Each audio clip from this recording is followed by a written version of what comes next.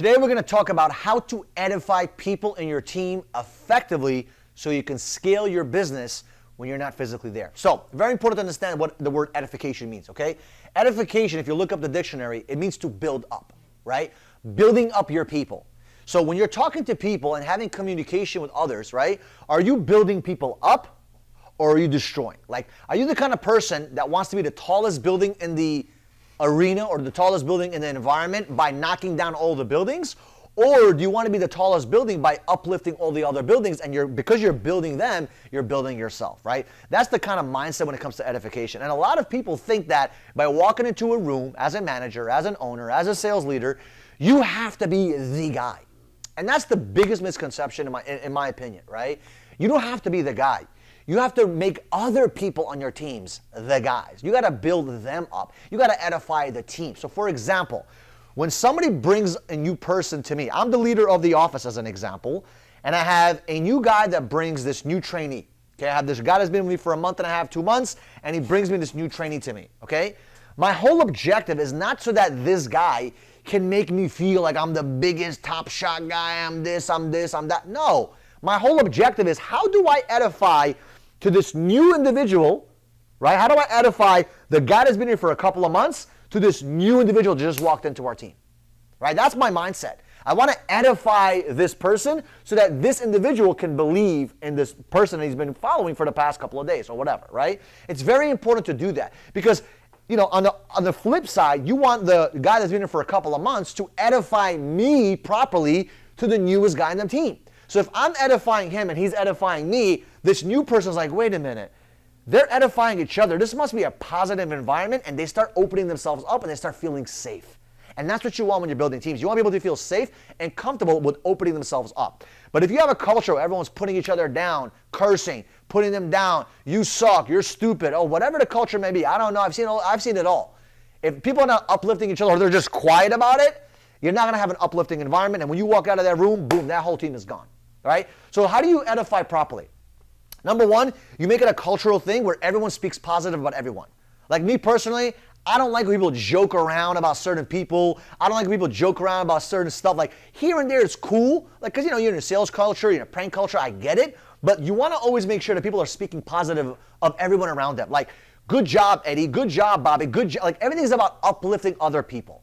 Because if you're not uplifting other people, then you're tearing them down. And you don't want that kind of culture, right? So be very mindful of how you speak to people because what you do as a leader will be duplicated in your teams. So if you're like, you should have done that, you should do this, and you should do that, that's not going to rock, right? If you want to, talk to have a conversation, there's another video, we have critical conversations where you can learn how to have a conversation with someone properly, but you don't do that in front of the team. You don't embarrass other people. You speak positive, and you speak positive all the time. Not just one time, all the time. It's a cultural thing. Number two, magic fairy dust. We just talked about in that conversation, that example, where somebody's bringing me a new person. They're not looking for me to show them how amazing I am. They just want me to edify them properly to their leader. Okay? And what you have as the leader is this magic fairy dust. And if you say, Jacob is an amazing person, you should definitely listen to him. He's going to help you for the next couple of weeks. That magic fairy dust will explode. Because now you're telling that new individual, hey, trust this guy Jacob because he's going to get you to point B immediately as soon as possible because he's your leader. And if you're speaking positive of him and he's speaking positive of you, that conversation is going to make them understand like, wow, this is a growing team. They care about each other. They're edifying each other. So it's very important. You are the magic fairy dust. Don't forget that. That's a very powerful place to be. When you are the leader of the room or the leader of the office or leader of the business, you have that powerful magic fairy dust. So if you say this person is bad, you should listen to him, it's powerful. So use it to your advantage. Edify other people, okay? Because remember, if you edify them properly, when you're not in that room, people will edify you.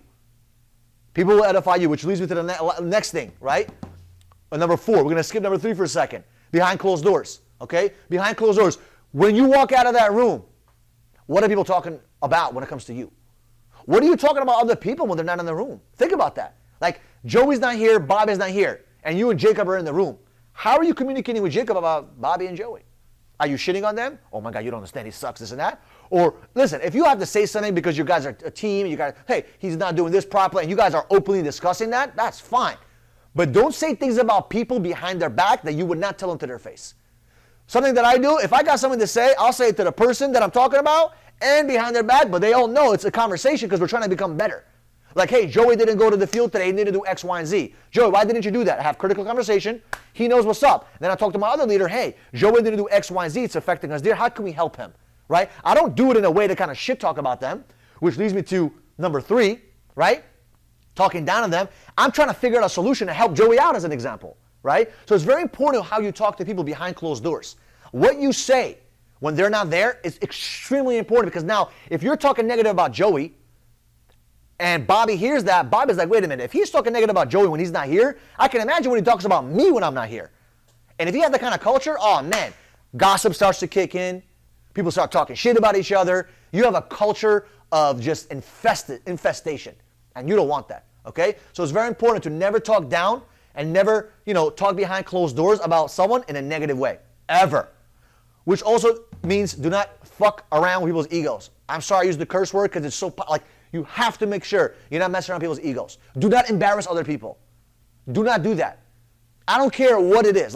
And I had this issue many times. I'm learning as a leader how not to do that as well. We're all learning and growing how to do this effectively.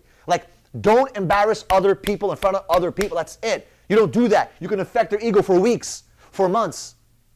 I had one guy on my team who did not do what he was supposed to do for a couple of weeks, couple of months. And everybody knew that. But not once did I ever embarrass him in front of the team. Not once, because I didn't want him to feel like he was not significant, not part of the team. He was going through his mental struggle. We loved him. We cared for him. I never popped his bubble. I always made sure that his ego was protected, because I know how difficult it can be. When you're losing you already know you're messing up. I don't need to remind you about that. I don't need to remind the whole team about that. It's okay, guys, right? So it's very important not to mess people's egos. Number 5, recognition, okay? Recognition with people's stories and struggles. You have no idea when you bring up other people's stories in the room and their struggles, how the relatability factor kicks in. You have no idea, me talking about me, nobody cares about me. They care about your team.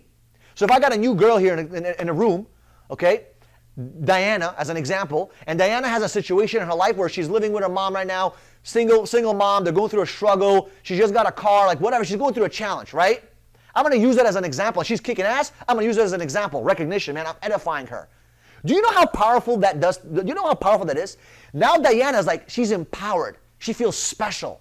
And now she wants to go out there and crush it again this week. Crush it again this month. All because I edified her properly.